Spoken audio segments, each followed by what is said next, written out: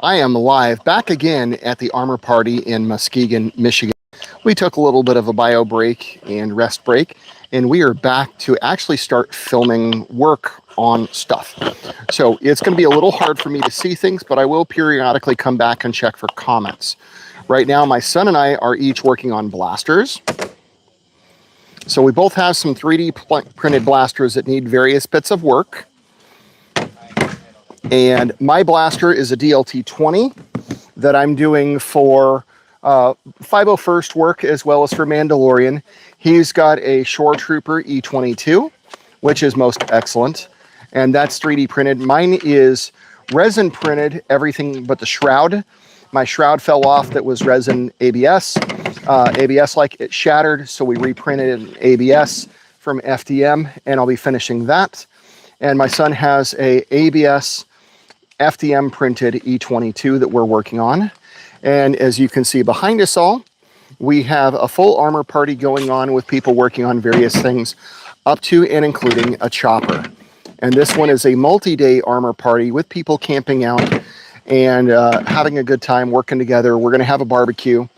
And so I will come back every couple minutes to check on... Barbecue's in about an hour. Barbecue's in an hour. So They're starting making food now, eats in an hour. Thank you for the clarification. So we are going to do some work. I will check back every couple minutes to see if there are any comments.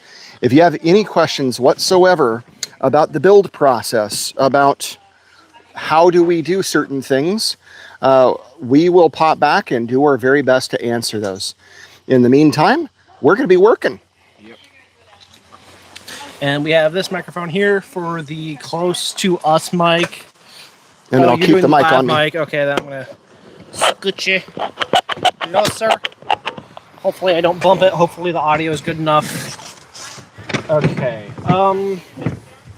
So what I'm in need of is about some 220. Yeah, I need... Because we've got 160, and that's too rough for what I need. Yeah. I need to do filler, so... We have gloves? If you guys are hungry, of course. There's burgers. You have to put your own cheese on them. Oh, food's ready, or...? No, it is ready. I don't know how to put on cheese. All right, I think I'm going to lose Liam to go get food. All right. Yeah, if you're going to go get food, I'm going to keep working. Yeah. Go eat. Here's all the sandpaper.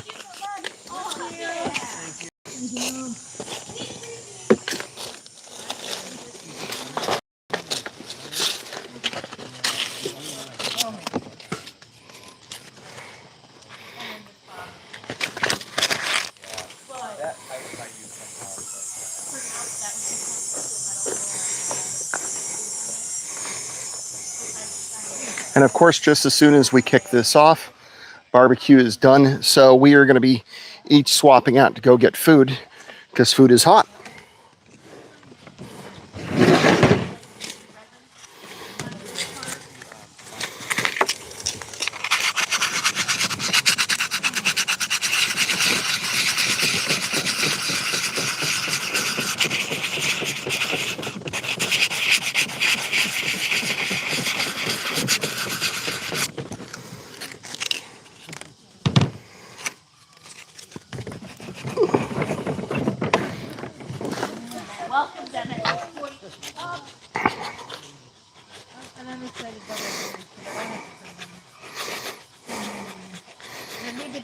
Sanding away, sanding away, sanding, sanding.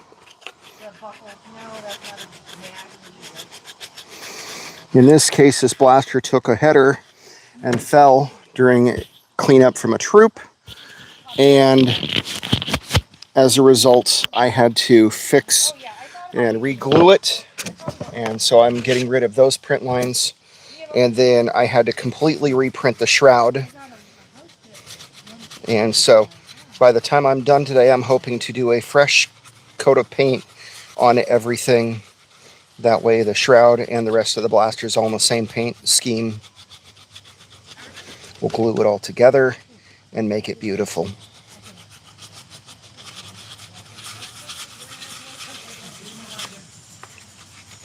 Especially in the era of 3D printing, one of the most common things that you will ever see at an armor party is a whole lot of people sanding side by side.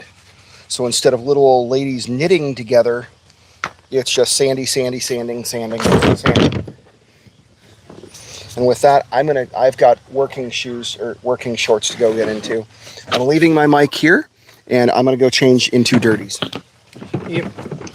I got my food, got my sanding stuff I'll be working on. No comments, no people. Mm-hmm. All right. Food. Now I'm gonna have to get creative on how I'm going to apply some of this stuff. You said we have gloves, right? Yeah, they're in there. They're Okay. in something.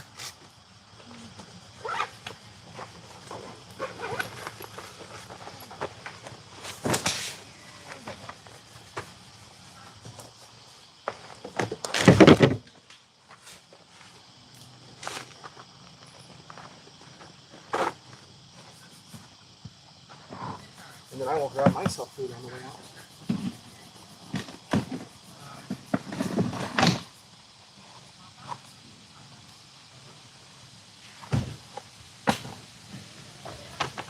All right, pair of gloves. That's what I need. There's some wind, it's fine. Then I might use that container to put stuff onto.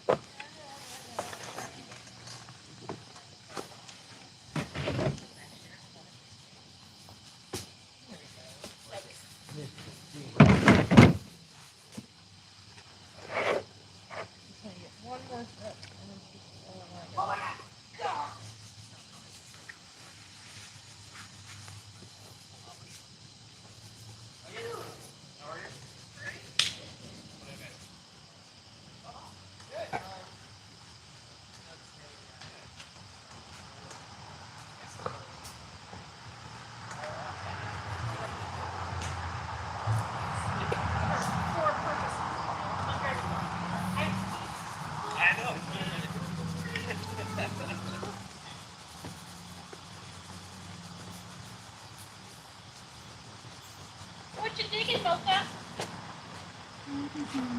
Is your brain hurting you? What?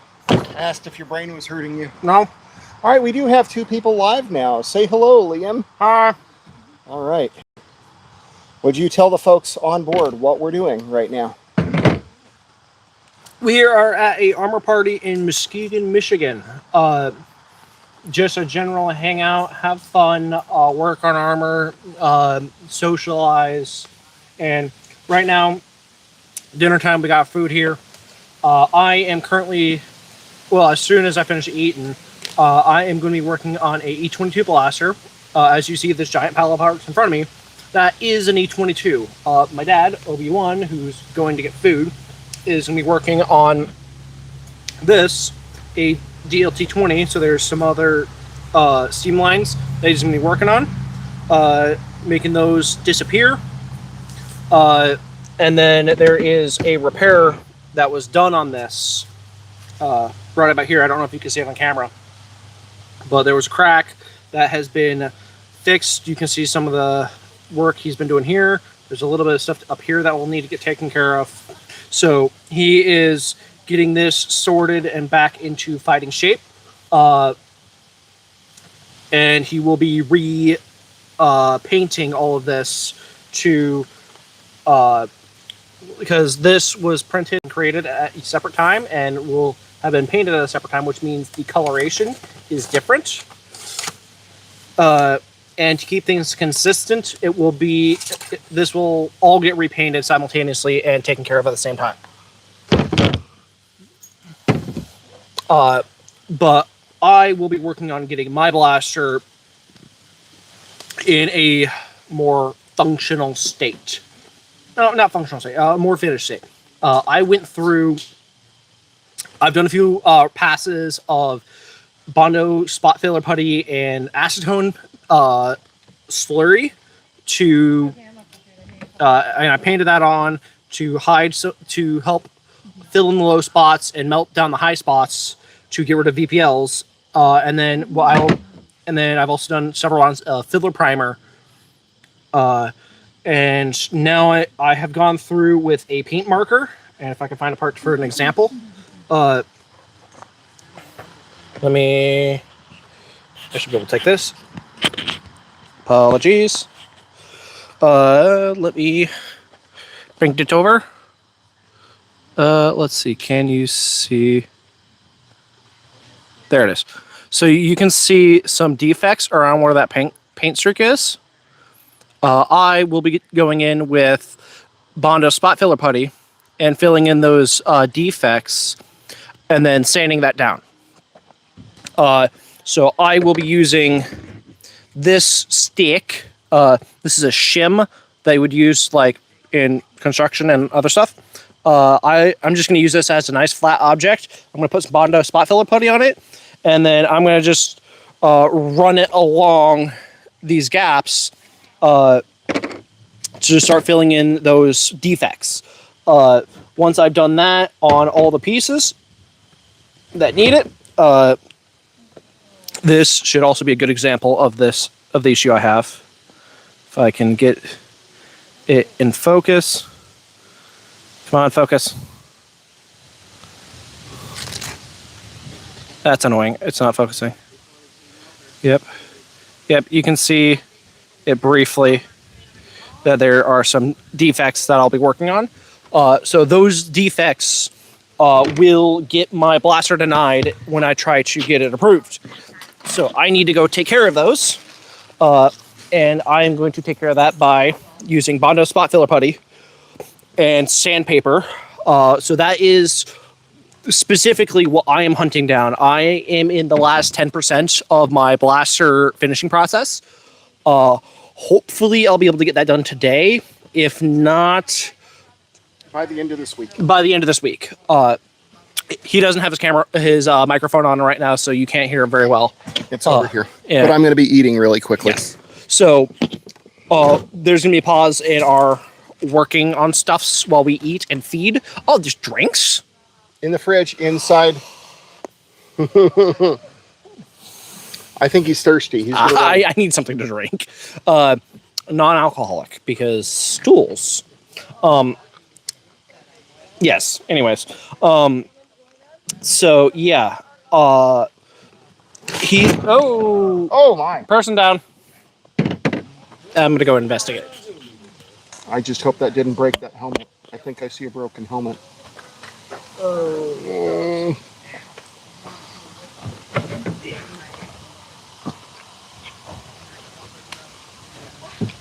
said I didn't fight.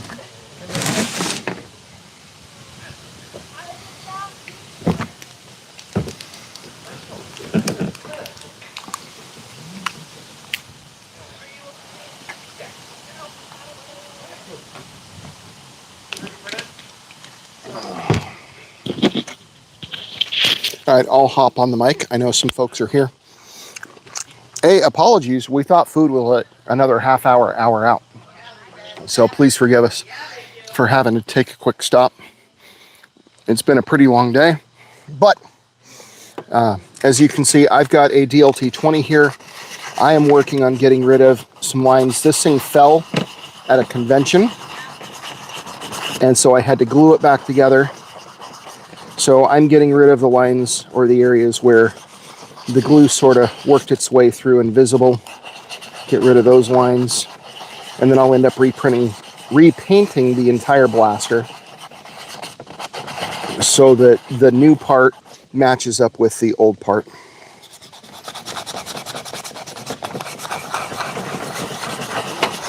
Did he destroy his helmet? He broke his helmet. Oh. Thankfully, it is 3D printed. Okay, So it broke on the seam lines. good. It is bone, which means it is more forgiving when it comes to repairs because He can hide that within the bone structure. yes. Got it. So that is incredibly unfortunate. It means he'll have to be doing some work on that to get it back up to snuff, unfortunately. And unfortunately, that was just a fall out of a camp chair directly onto his helmet. Mm-hmm.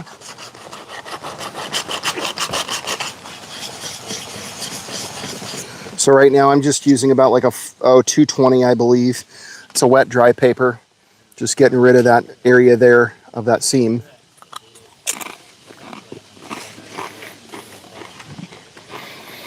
I will tell you folks, if you have questions, please drop a line. Please let us know where you are on the planet. Give me a thumbs up. Can you hear me? If you can hear me at all and the microphone is coming through, please give me a thumbs up. If it isn't, no thumbs up. But I would love to know that you're there and that you can hear us. Okay, I muted it. I unmuted it. So please give me a thumbs up if you are there and you can hear us.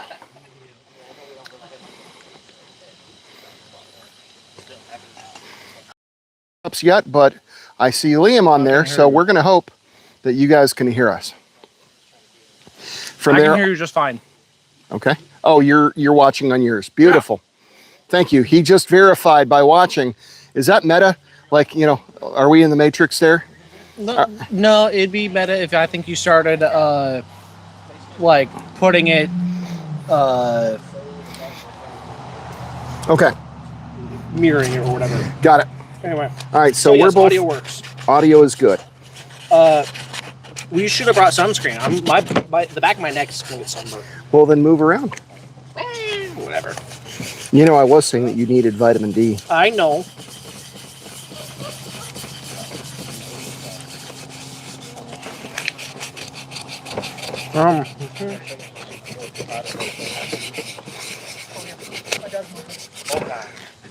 Now that it's warmed up, I'm gonna ditch the t-shirt.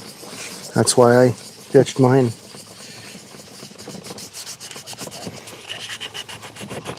So in the Star Wars costuming community, one of the biggest things that will get your kit denied is what we call VPLs, or visible print lines. We strive for like the hero grade level of costumes. And so there is an awful lot of effort that is put in to make sure that your stuff doesn't look like it just came fresh off the 3D printer. That is a change from the early days of 3D printing, but you know, we've certainly come a long way, as have 3D printers. I think it was even like a requirement for early 3D printers, or early 3D printed props, was to hide the fact that it was 3D printed, but Yeah. I wouldn't know. And any old requirements are that old. Yeah. Well, I'm just thinking about my original Shore Trooper that I got done just in time for Rogue One. Yeah. And so I had an E22 that certainly wouldn't pass by today's standards. And that is an aspect of these clubs, that our standards are always sort of tightening up. We're always getting better. Always changing. And like, I'm pretty sure you've mentioned this before, but you've been doing this over 20 years. Right. My first kit was approved in the Rebel Legion in 2002 as a Rebel Fleet Trooper. Mm-hmm. Meanwhile, I got approved 5 years ago. Well, I think it's been 5 years. Well, you got approved at age 18. You're not quite 23. You can't get approved before you're 18. Yes, you are correct. I got approved. No, it was 2 years ago. It would have been 2 years ago I got approved. So I got approved. My kid approved 2 years ago. So that would have been 2023. So in the 21 years since his first approval and my first approval, the standards have changed a ton. And in that 21 years, we've gone from VHS on CRT TVs to DVDs to Blu-ray to 4K. 4K, and also above. we've had people actually look at the original costumes from those original movies, and we're actually able to see and make our kids have more costume, accurate. You were talking about people that are here now? Your mic's all the way over here. I know it is. Just there are 5 people on. No questions yet. Welcome, welcome. You know, part of me is thinking about dropping a line to my Rancor guys. Do it. Just be like, hey, I'm on the stream with Obi-Wan. Actually,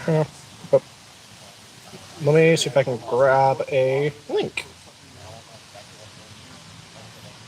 Well, why can I not? What? I can't grab a link? That's bull. That's annoying. Whatever. But yeah, I am in a Arma 3 unit that does Star Wars stuffs.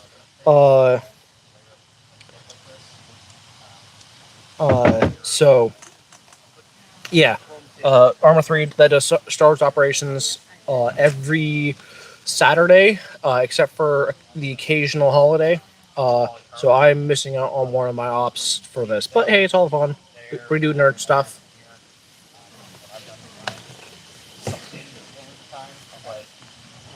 Skipping out on one nerd group that does Star Wars stuff to do nerd group for a different Star Wars group.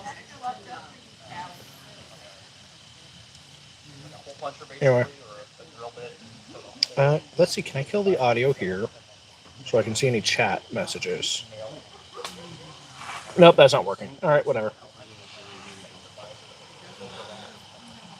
I'm gonna get sunburnt. This is gonna suck, but whatever, it's fine. Food. I don't know where my dad went. He's around here somewhere. Anyway. I've only ever used Gorilla Tape for my stuff.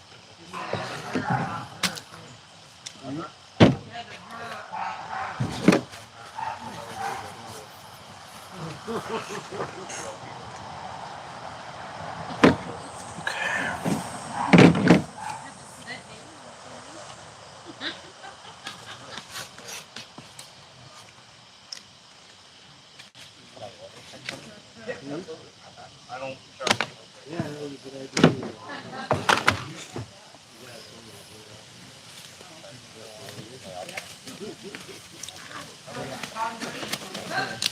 I don't think I need gloves for this stuff, but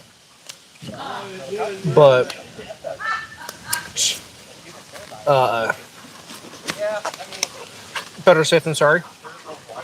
Let's read. Warning: flammable liquid and vapor causes irritation. Avoid eyes and skin contact. All right. I figured, hey, it's a good idea to read the MSDS on the back of here to make sure that I have the proper PPE. Okay. Recommend avoiding contact with eyes and skin and the rest of everything. This is just straight up spot filler cosmetic. I do have acetone. No, what I was looking for was wood filler. Wood filler is in one of the boxes for certain. All right. But yes, Bondo's spot filler putty. This is stage 2. This is not stage 1. So yeah, you get stage 2, and then if you're doing stuff in ABS, you can do a acetone ABS slurry, and then paint it on, and then the acetone melts down the high points, and the Bondo fills in the low points, letting you rapidly work on pieces of equipment and bring it within Mandomark specs. It's not the only step you should take. You should First of many. It's the first of many. You can do a couple coats, so you can bounce between several different methods to get you what you want. And people usually do. People don't just use one method. They use a combination of like a half dozen different methods. Yep. Among just, hey, sometimes all it takes is just a lot of sanding. And just for fun, because I can, we're going to do a little time-lapse action too. Neat.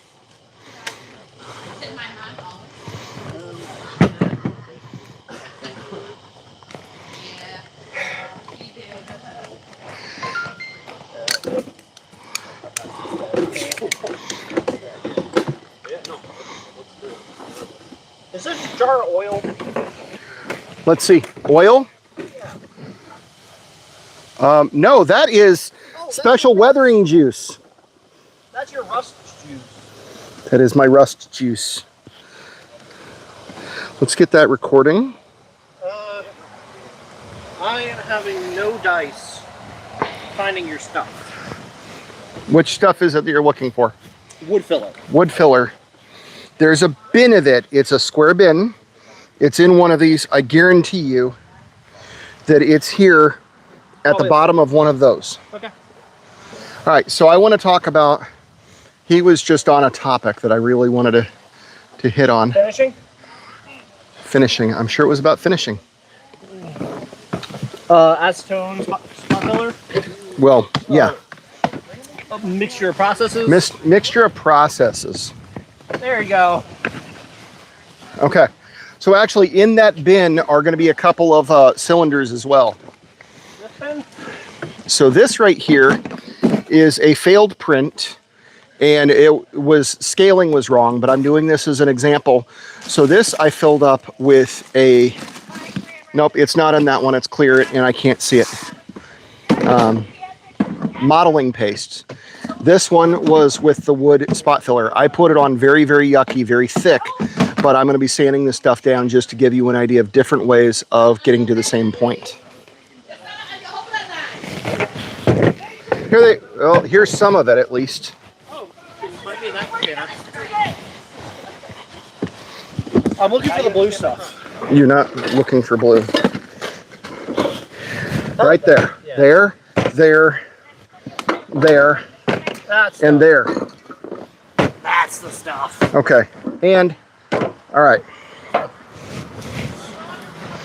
So now we're ready to talk story. Okay, this is the liquid latex. That's the brand new, no, that's not latex. I'm going to talk about this. Liquid? Ooh. Okay. That is modeling paste. All right, so this one I saw on a YouTuber that is... Not what I need. What are you looking for? I'm looking for stuff to help fill in defects. Yes, this stuff is that. This is an option. So this is a brand new option that I learned about. These are people that are 3D printing like life-size small dinosaurs. Woo! And so this acrylic medium, this modeling paste, and it has like little micro balls of, if I remember right, it was like marble, little micro dust balls. And so you put that on there, and this is supposed to be a great method of filling things in. It dries to a very hard matte surface that you can sand or cure. It says for acrylics, colors, and mediums, it dries quickly. Right. Do you want to try it? Tint with color or equivalent, build up in layers according to each, allowing each to dry. Dry slowly to avoid cracks, compatible with all of their products. And I believe that the PPE for this is far less than other products. So we're going to give this a shot for the first time. I'm going to sacrifice my son on that.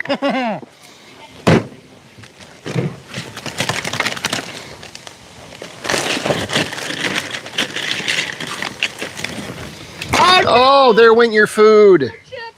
All right, so the white shoulder bell that you see, I did with this. This was a very old can of modeling paste that I had, and it was very goopy, and I had to reconstitute it with water. So that's why you see big old chunks on that shoulder bell. And then this shoulder bell I did with plastic wood filler. So that's what that's going to look like. I put it on very thick, very sloppy, very dirty, just with gloves on my hands, and I applied it that way. And the final best method, this is one of the other newer methods, is mixing acetone. Yeah, let's spill that, Bill. Acetone and Bondo spot filler putty. You make that into a good slurry, paint it nice and thin, and that'll fill in those crevices, the insides parts of your visible print lines, building it up, making it easier so that you don't have to sand down so much plastic to get to the bottoms. This stuff is worth its weight in gold.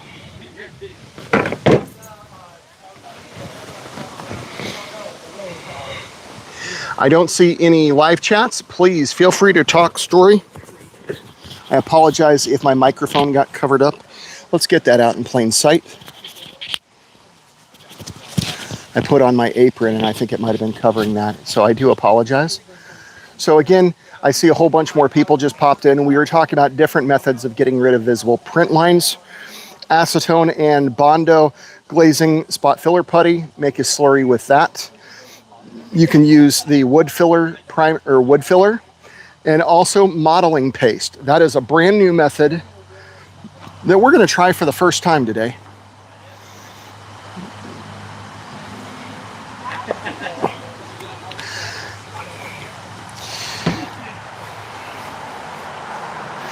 And in the meantime, it is a gorgeous Michigan day.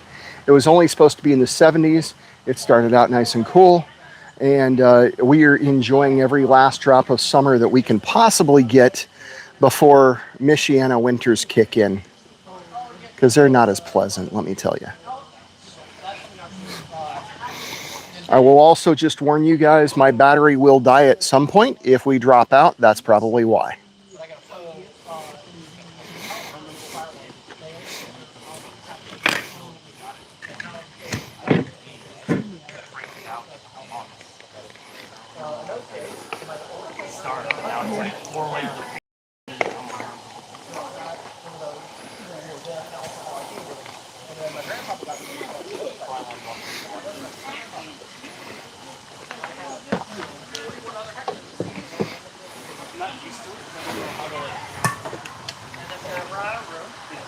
So right here, just while I'm eating a little bit, this here is what we use to heat up Sintra. When you cut out an armor plate, this is just an electric griddle, and you just heat it up, put your plastic on there, get it nice and soft, and then put that on the person's chest or back, and that's how you form it to fit them. That's for doing FET style or legacy. This thing is awesome.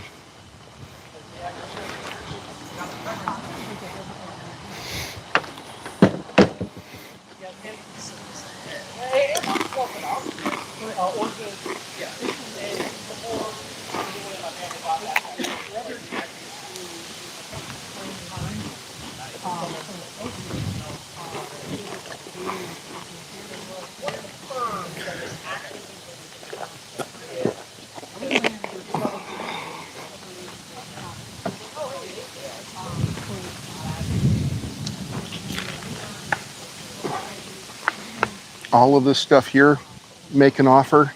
If it doesn't go home, it makes me happy. We're going to be moving soon, so the more I don't have to take home, the better. Obviously, the helmets don't go.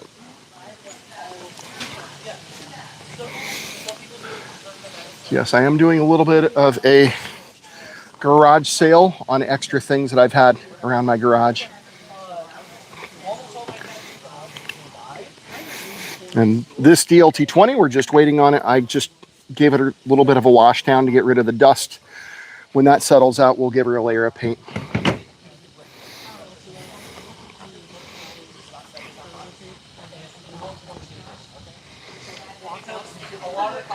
There we have a E22 in progress.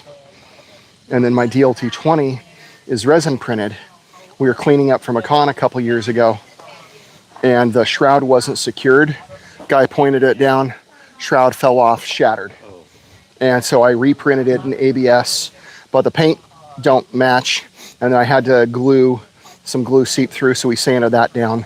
Then I'll give it all one coat and one brand new coat of black paint, and then go from there.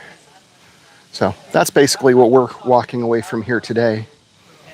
Oh, Liam just pulled something out. I wanted to show the crowd. It was a jar. There's a jar sitting around here full of a liquid that looks like oil. It's a clear glass jar. Here we are. Okay. So let's say you want to go, what's the new Mando? The Survivor. You want to go a full filthy Survivor and you want rust. So this here is steel wool with cleaning vinegar mixed up together. And then when you shake this up and then you let this get exposed to air, the steel wool will obviously oxidize and you get rust. So you can actually put real rust on your survivor kit. So if you really, really want to go dirty, that's what this little jar of fun juice is for. And what you said, steel wool. Cleaning vinegar. It can't be your household drinking vinegar, whatever. You get cleaning vinegar from a different part of like Ace Hardware, Menards, or whatever. And that's it. And when I expose this stuff, so I would like put it in there, leave it out exposed for a little while, rust galore. And so I had a failed print that I did of like a thigh plate, put it on there, and it transformed it. So yeah. In fact, if I finish up a piece, maybe we'll do a demo of that. That could be fun.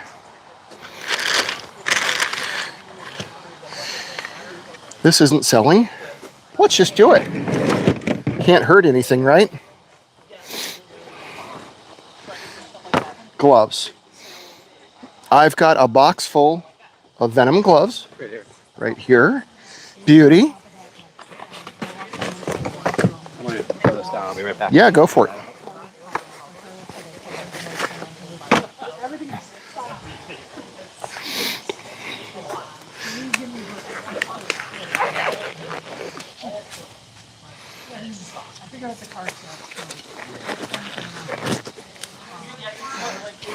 I'm just going to move some stuff away because I don't want to get good, clean stuff mucked up.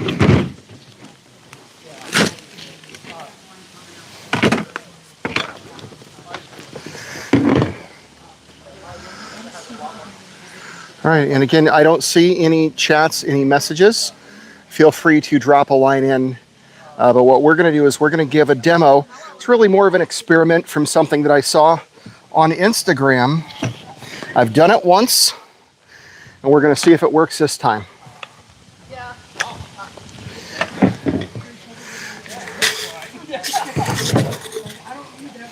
So you can kind of see a lot of oxidation around this. Steel wool and cleaning vinegar. And oh, and if we have, I know there's electricity here. I've seen it get accelerated when you put heat. So would one of you guys want to see if we can get an extension cord over here with a heat gun, if there's a heat gun present? I've got a heat gun with my. Oh, if we could do that, that would get us a really cool live demo.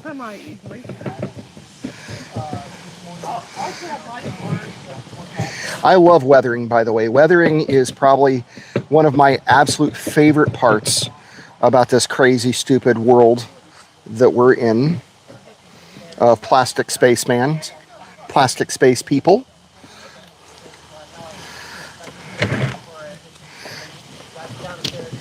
Maybe I'm gonna shake this up just to get more of that rusty juice. But this will be a really fun live experiment to find out if that YouTuber or that Instagrammer was full of it or if it's for reals. Okay, just because this pulls high 100 watts, so I don't want to. It's the only thing on the. Yeah. The only thing. The only circuit running? Okay. Well, if it turns on, let's give it some heat. I am very curious.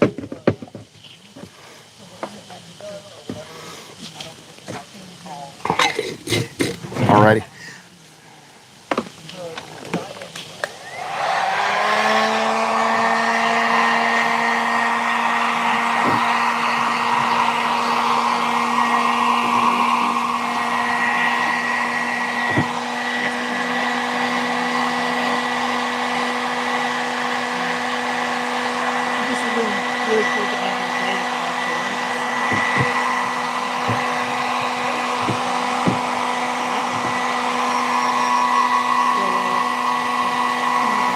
Now, in the one that I had done previously, I sort of left it sitting out, and I just let it sitting in its juices. But I do start to see we're starting to get some effects happening here. I love it. Oh, wow. That is so cool. Like it's just appearing out of nowhere. Yeah. Okay, I'm going to give you guys this mic so that y'all can talk and explain to the crowd, like, what, here you go. Like, explain what you're seeing here while I'm doing this. And we're not, this is no special effects. This is live, real. No, I mean, at first it didn't look like anything was really happening, and it wasn't until well after it looked like it all dried, because it looked like it dried pretty quickly with the heat gun. yeah. But I mean, like just like right here, if you just in just a second, you'll see it just completely change. And it's like really like right now it looks like, oh, it's mostly dry. You don't see anything, but now like the longer you take, especially, my gosh, that looks so cool right there. Thicker, it's turning more red with the oxidization, and then the lighter stuff is still going, but not as dark, like bright of a red rust. It looks really cool. And now what I'm trying to do is get it into the crevices. And I've got my own mic. Okay. So that mic is for you guys, because I really love this whole, like, we are experiencing this live for the first time, watching this happen. Because when I had experimented with it, I had never done anything where I had just left it alone and walked away because I didn't break out the heat gun. So we are doing a live Melted piece. All deformed, but yeah. Melted piece. All deformed, but yeah.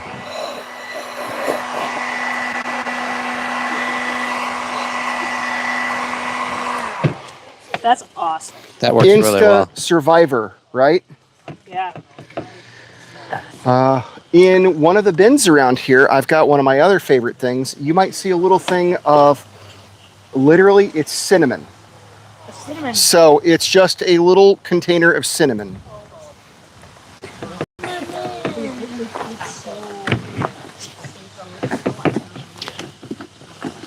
That looks promising. I've got so many bins here and things have been moved around, so I can't guarantee I know where it got moved to. I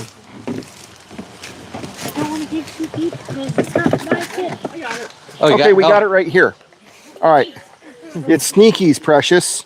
All right. So if I was using something to the tune of hairspray.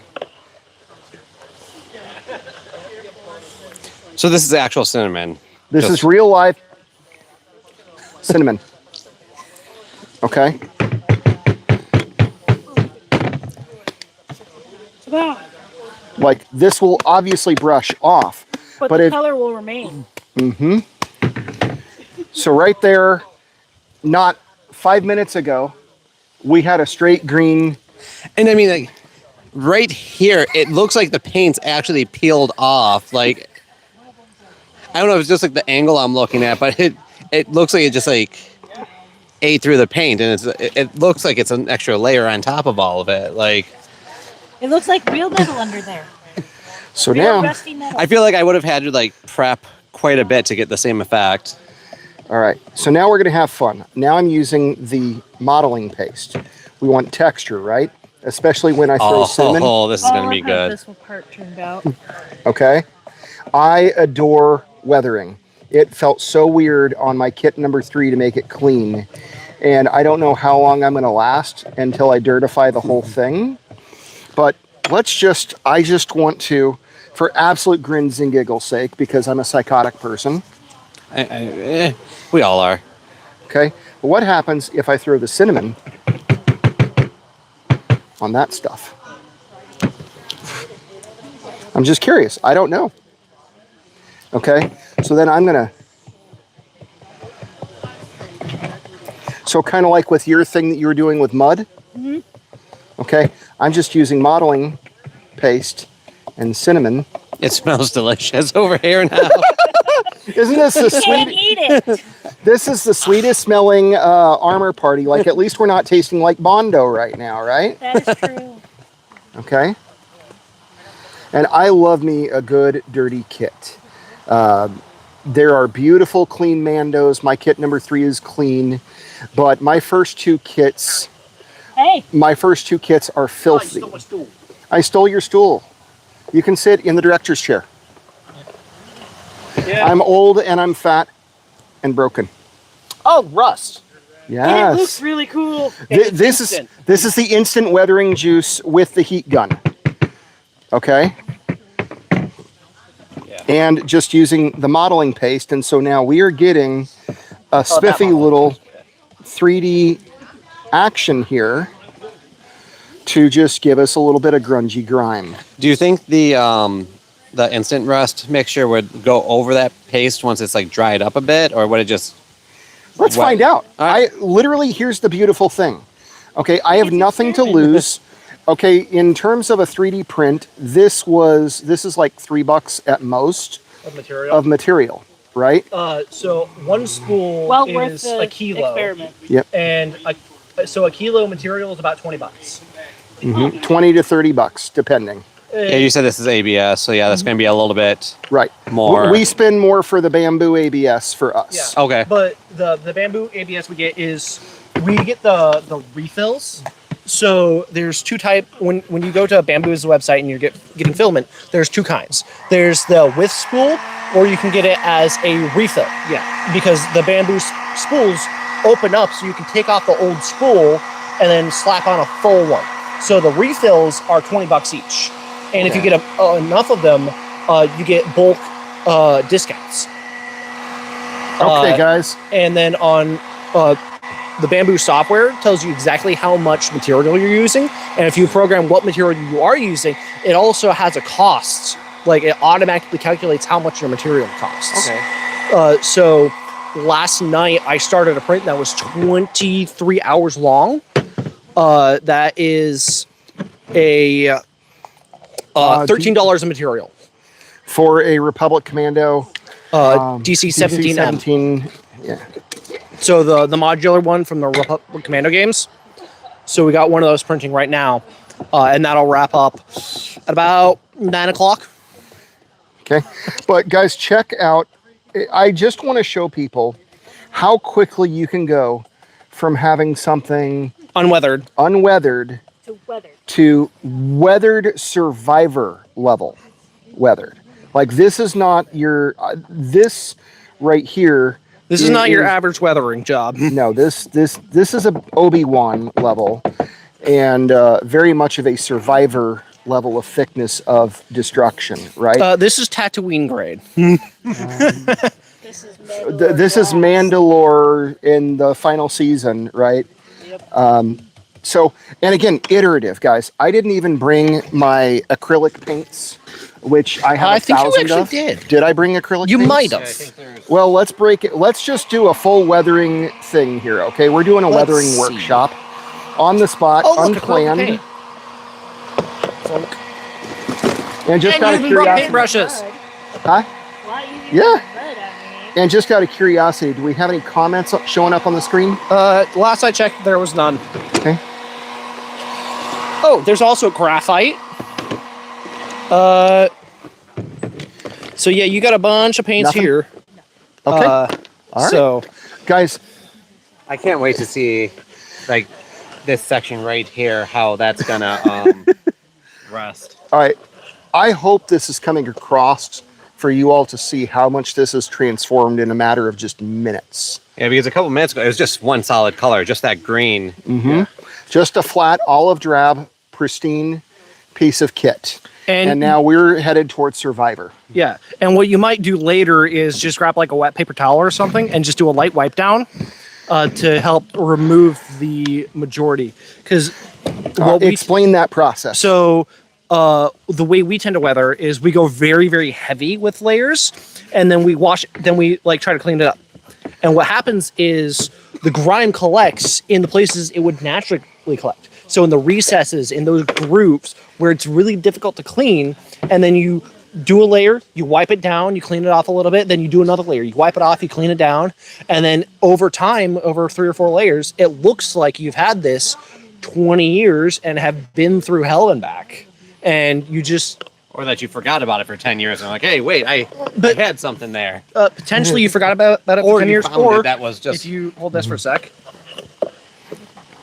If you were doing like a kit that you just found bits and pieces of and like, oh, I found this But yeah, in some like- junk, like that would fit. So this here is primarily just black washes. So like here. this would have been just like a solid sage, and you can see there's like blacks in there and stuff, and there's just grime collected in the corners and the recesses where it would be a pain clean in with a rag. And the idea is is like you were dirty, you got back to your ship. I'm a filthy mess. Let me grab a washcloth, and you're just wiping your kit down. You're just trying to get the 90% of the grime off. The last 10%, is it causing an issue? No, I'm recognizable enough. Let's go. Is it invalidating the integrity of my armor? No. Drive on, right? You grab that rag that you've been using for the last, couple weeks. It's like, it's still good. It's still somewhat clean. Yeah. Let me just rub this out. And then for a heavier weathering job, this is from Obi-Wan's Sando kit. When he scooches over. Yep. So this, you can see chipped paint. So here, the way we did this was by layering paint. So like he's layering weathering, we started with a silver base, then we put in toothpaste or like modeling paste. So we put that in places where we wanted nicks and dings and scratches, and then we painted it black. Rinse and repeat in those same locations, then you put in another color. So in this case, we have this bronze, but you also have these oranges and yellows. And then you painted all your final color, and then you come in with a green scrubbing brush, take it under the sink, and you scrub everything down, and then it pulls away the layers of toothpaste or other masking fluids. And now suddenly you have these really, really natural looking scuffs and dings and scrapes. And the other great thing about having a weathered kit like this, oh, my glove broke, I'll have to replace that, is that when you, let's say you take a knee in your kit and you're over gravel, you don't care if your knees get scratched up. You're already weathered. You're just adding to it at that point. Natural weathering. Most of the weathering from my kit right now, my personal kit, is from putting it in and out of the tote. Or from whenever I put my gauntlets on, my chest plate has a bunch of scuff marks because of just me putting my gauntlets against my chest when I'm clasping things shut. It's just, you don't know where it came from. It just looks used. And Adam Savage, I actually watched a video recently where Adam Savage is describing Star Wars aesthetic. It's dystopian, where like if you would have a row of 5 things normally, you would have 1, 2, 3 blank spot, 5, and then 5th, and in that blank spot there's like rust where something was. So we are using this equipment. It's being used and abused and repaired, and well, it's not working at 100%, but it's good enough. It's good enough to do another job. It's good enough to keep flying. And as long as I can keep flying, making other payments, I can keep working and stay out of the hole. Yeah, I mean, trying to find the credits that you need to replace that. I mean, if you can get one more season, then you're good to go. And designing your armor and deciding what level of grime you're running with, what level you want to go with. Because some people, like we had in the last live stream, like have their kit covered in mud. And sometimes, like when you're designing your kit, you want to be like, I am just walked out of the mud. Some people have, hey, I've cleaned up after the mud, but I still have like some stains on my kit and like stains in your soft goods. So a lot of the acrylic weathering he's going to be doing on your armor plates, you can do on your soft goods. And weathering soft goods is a slightly different process, but you could actually probably still use the rust on your soft goods. Yeah, I was going to say, I would think that it would still, because I mean, like, if it's liquid, you could use it. Yeah, and even the soft parts would have some like dripping if it like was to like get wet and like sit in the same place for a while. A lot of my stuff has it on the hems, on the edges. Mm-hmm. So like my sleeve caps have it. The ankle stuff have that. Like the bottom of my vest has it more. I've got puttees, and it's got that, especially on the lower half of the puttees. Unfortunately, my puttees don't weather well because they're wool. And all the weathering we do gets sucked into the wool and disappears. Yeah, that wool is a magic blend of stuff. And I love it, but man, does it not weather. We tried spray painting it, and it didn't weather. Mm-hmm. So what piece is this? Is this a shin or this is a thigh plate? Right. So like, I would think that like if I had something like, even if I just had like one plate that was that rusted, if that was like my left thigh, then I would put like right above my knee, like drips of the rust juice. Yes. And the Mercs, here's a challenge that you're going to run into, okay? And by the way, I just showed the camera. I'm using this stuff called, this is a MIG brand modeling pigment gunmetal, and I'm just dry brushing this on to give it sort of a metallic sheen in places, okay? And I will get to the question about do we do clone trooper stuff, but right now, oh my God, I cannot believe what this thing has transformed into. How about I get out of the way of the shadow? Wow. All right, guys, that was clean a half hour ago. I don't even think it was that long. Yeah. Yeah, like it literally looks like this is rusting and pitting away. Yeah. We might have met a xenomorph, Yeah. but I walked away alive. So, Rye Guy edits. Hey, Rye Guy, is that Raylan? I wonder if is No, it's Rye not. Guy? Okay. Do we make clone trooper stuff? I was one of the first original psychotic people to do clone troopers back in 07. So I did a episode 2 clone trooper movie realistic style, clean, that then I made into an Echo with a handprint on him. And then I did a Toon style season 2 Echo. Is this season 2? It might be season 2. Season 3? The season 3, when he had the 4 heavy on his thigh plate. Yeah, the defensive Camino. Defensive Camino. No, it was before then. It was Defensive Camino. Camino arc. Okay, and then I did a snow clone. I'm one of 5 or 7 people on the planet that built a snow clone back in the day with the old TS-280s. I am pounds too far overweight to do a clone trooper right now. I'm at least 50 pounds away from doing a Republic Commando. Whereas my mini-me clone over there, in about a year, he will be financially able to do a clone trooper, but he's not able to now. And then doing clone troopers, it's the materials you're working with might be different. Some people do. Oh yeah, I don't have a microphone on me. So clone troopers are depending on what material you're using and what makers you're going with. If you are 3D printing it, it's a lot of the same processes in terms of post-processing and manufacturing, where everything we have here is FDM printed. And if you're FDM printing a clone trooper, it's all going to be the same processes for the manufacturing of it. If you're doing an ABS kit, so if you're buying your clone trooper from a vendor, Let me take off my mic. then ABS processing is a completely different wheelhouse and a completely different type of project. Oh, hey, I've got an alarm going off. So I'm not as familiar with ABS post-processing for vacuum form ABS. That is usually like a vacuum form. Let's talk about like a bicep. So let me clamp this down so I can use my hands to visualize. So a bicep comes in your 2 pieces. Oh, almost knocked the thing over. So your bicep comes in 2 parts because it's vacuum formed, and you have 2-part mold. So your top side and your bottom side.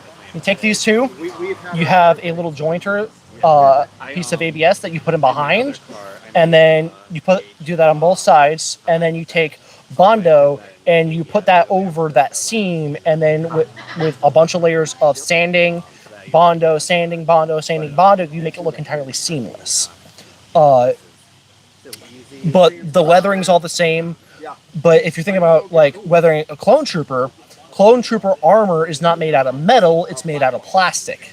Like in lore, it's plastoid. And plastoid doesn't rust. You do get mud and grime, so when you're picking your colors for weathering, you can do a gunmetal like what he did here, or you can also get ochre. So you look ochre, burnt umber. I think it's burnt umber or something.